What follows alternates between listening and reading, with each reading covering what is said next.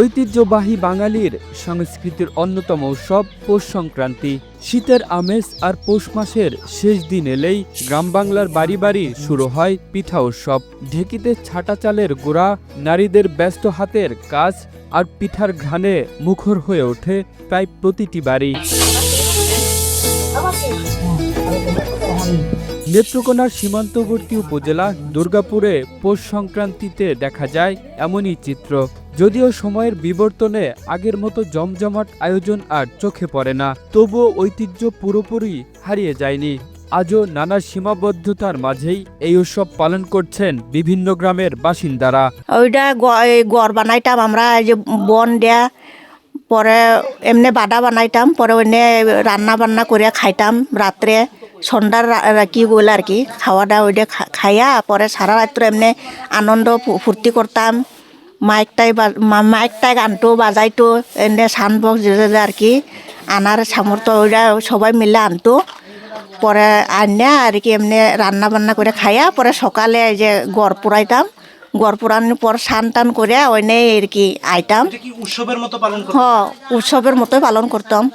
পরে আবার বাড়িতে আইসা ওই যে ওইগুলা আর কি পিঠা টিঠা খাইতাম আর কি সকালে। এখন তো ওইগুলা নাই, পিকনিকের মতো করে না, কিন্তু পিঠাটা হয় আর কি কিছু টুকি টুকি পিঠাটা। মনে হয় প্রতি বছরই এই সংক্রান্তি দিবস আমরা পালন করি। ও আগে অনেক জাতের পিঠা বানাইছি, জাতের জাতের পিঠা বানাইছি, অনেক করছি। এখন যেমন আগের ডালা নয় না, যেমন অল্প স্বল্প কইরা যেমন আমরা নিয়মটা পালন করি আর কি। যেমন এখন এই কয়েক জাতের পিঠা বানায় আমরা এই স্বামী জীবুত সবারই লইয়া। মানুষের কর্মব্যস্ত জীবন, নগরমুখী মানসিকতা ও যন্ত্রনির্ভর জীবন ব্যবস্থার কারণে ধীরে ধীরে হারিয়ে যেতে বসেছে গ্রাম বাংলার এই সংস্কৃতি। তবে সংস্কৃতি প্রেমীরা মনে করেন নতুন প্রজন্ম উদ্যোগ নিলেই এখনো ধরে রাখা সম্ভব বাঙালির এই ঐতিহ্য। বিভিন্ন আনন্দ উৎসব, পিঠা পায়েস এইগুলি তারা ঘরে ঘরে তৈরি করত, জনে জনে বিলাতো। এখন মানুষ সকলেই ব্যস্ত হয়ে গেছে। এখন তো আগের যে অবসর সময়, আগে শুধু কৃষকের পেশা ছিল, কৃষি ছিল পেশা, কিন্তু এখন বিভিন্ন পেশা হওয়ায় মানুষ সকলেই ব্যস্ত। এই আমোদ আহ্লাদে দিন কাটাবার মতো তাদের সময় কোথায়।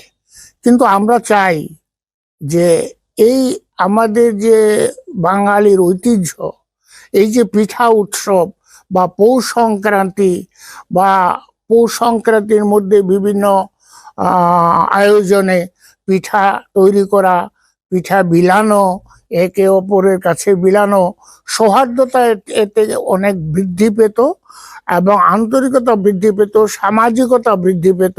কিন্তু এখন যেহেতু সেগুলো নেই, এখন আফসোস করে বলতে হয়, আহারে সেই দিন যদি আবার ফিরে পেতাম।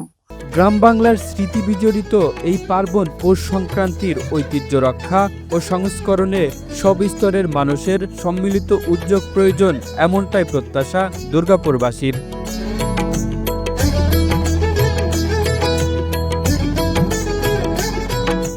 Kamrul Islam, Asian television.